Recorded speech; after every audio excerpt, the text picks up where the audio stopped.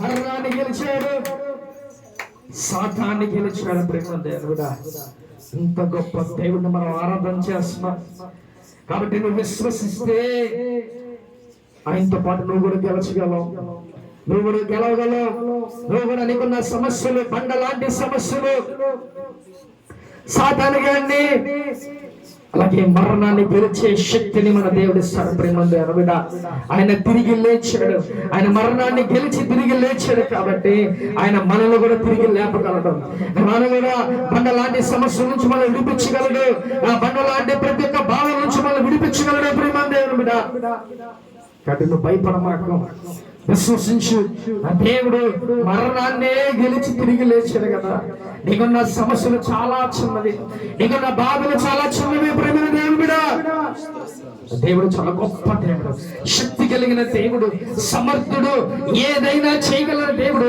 ఆయన మాట ఇస్తే తప్పే దేవుడు కాదు. ప్రేమ దేవుడా, కాబట్టి నా దేవుడు ఎంత శక్తి కలిగిన దేవుడు. నువ్వు భయపడమాకు. ప్రతి పరిస్థితుల్లో నుంచి దేవుడిని బయటికి తీసుకురాగలడు, ప్రతి పరిస్థితుల గుండా నిన్ను నడిపించగలడు నా దేవుడు. ప్రేమ దేవుడు బిడ్డ, కాబట్టి అలాంటి శక్తి కలిగిన దేవుడు నువ్వు ప్రార్థన చేస్తున్నావు, అలాంటి శక్తి కలిగిన దేవుడు నువ్వు ఆరాధన చేస్తున్నావు. నువ్వు దేనికి కూడా భయపడమాకు, నువ్వు దేనికి కూడా అసలు చెడియొద్దు. నీ పక్కన 10,000 మంది పడినా, నీ గుడి పక్కన, నీ ఎడం పక్కన 10,000 మంది కూలినా కూడా దేనికి భయపడమాట. ఎంత మంది నీ మీద దండెత్తి వచ్చినా నా దేవుడు ఒక్కడే నీ పక్షం నిలబడితే చాలు.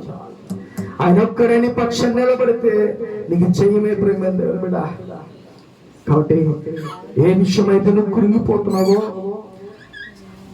అట్ల నుంచి దేవుడు నీకు జయాన్ని ఇస్తాడు, అటు నుంచి దేవుడు నీకు విడిపిస్తాడు. ప్రేమ దేవుడు బిడ్డ, కాబట్టి నువ్వు నమ్మకంగా దేవుని దగ్గర ఉండదు. ఆ శక్తి కలిగిన దేవుని నువ్వు నమ్మగలిగితే దేవుని జీవితంలో ఆ బండని ఎలాగైతే తొలగించాడో అలాంటి ఆ మొండి లాంటి నీ సమస్యల్ని, లేకపోతే నువ్వు తట్టుకోలేని సమస్యలన్నింటినీ దేవుడు ఈజీగా తీసేస్తాడు. విశ్వసించు, నా దేవుడు నీ జీవితంలో గొప్ప కార్యాలు చేయబోతున్నాడు. పరిశుద్ధాత్మ తండ్రి నీకు స్తోత్రం.